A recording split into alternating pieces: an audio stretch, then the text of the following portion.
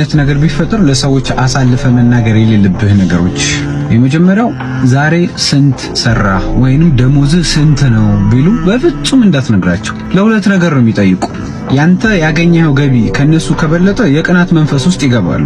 ቢፈልጉም ባይፈልጉም ተንኮል እንዲሰሩ መንገድ ትከፍትላቸዋለህ። ሁለተኛው የነሱ ገቢ ከበለጠ አንተ ለማስቀናት የሆነ ሲቹዌሽን ውስጥ እንዲገቡ ትገፋፋቸዋለህ። ሰው ስንት ሰራ ሲሉ ተመስገን አላጣንም ለቤት ኪራይ የሚሆን ሰርተናል በሚል እውነተኛ መልስ ወሬውን መዝጋት ነው ያለብህ። ሁለተኛው የቤትህን ችግር ለማንም ሰው መናገር የለብህም።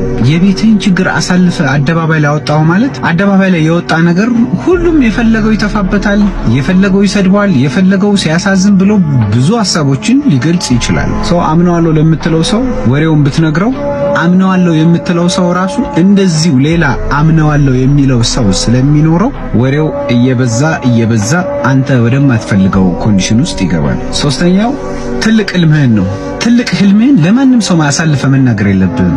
ትልቅ ህልም ለትንንሽ ጭንቅላት ብትነግረው ካፓሲቲው አይችልም። 20 ሊትር የሚይዝ ውሃ ላይ 22 ሊትር ውሃ ብትጨምርበት መፍሰስ ነው የሚሆነው። ሰው ትንሽ ጭንቅላት ላላቸው ሰዎች ትልቅ ህልምህን ብትነግር ትርፉ መፍሰስ ነው የሚሆነው።